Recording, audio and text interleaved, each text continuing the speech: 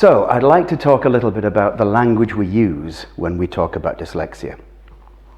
Different countries have different words for dyslexia. For instance, in Germany, they call it Legasthenie. Now, this is a nice way of describing dyslexia.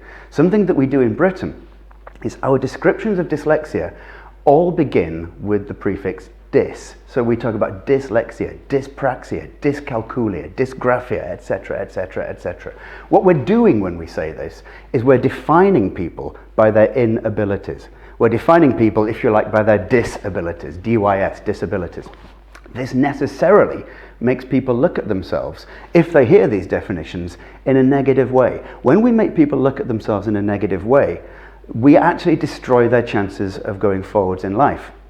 If we define somebody by what she cannot do, then we hurt her. It's a tantamount to a moral crime, quite frankly. You cannot go around telling young children that they are defined by what they cannot do. And furthermore, there are other examples of the language we use about dyslexia. We talk about what are your symptoms, what are the symptoms of dyslexia. But the word symptoms is used with diseases and illnesses. We talk about the diagnosis of dyslexia. I was diagnosed dyslexic when I was 10, when I was 15, when I was 30 years old. Well, this diagnosis, again, this kind of language that we use is a very negative kind of language. Why do we use this medical language that there's something wrong with you?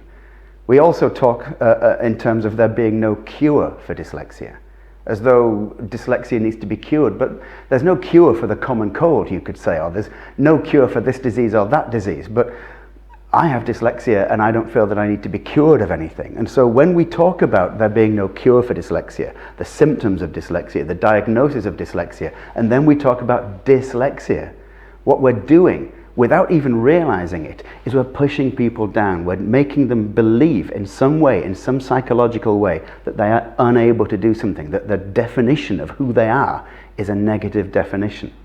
Now, what we do when this happens is we bring forward a phenomenon that we call learned helplessness.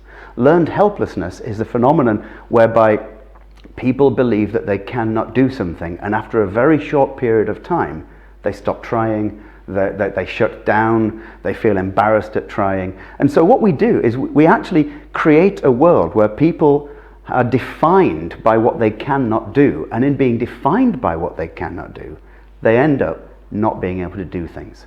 As I say, I would argue that this is some form of moral crime. It's a form of discrimination, and it's something that we need to stop doing. It is, if you like, the dyslexia, the bad language, the inability of language that we have to describe the condition correctly. Dyslexia has all sorts of positive facets, and yet we only define it by what people can't do. And it's this that we need to stop doing, and it's this that we need to start examining ourselves on, and start to say, actually, maybe let's look at the positives.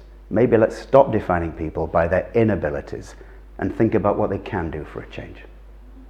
Thanks very much. Please comment, please like, please share, join the conversation. I'd love to hear from you. Thanks very much indeed.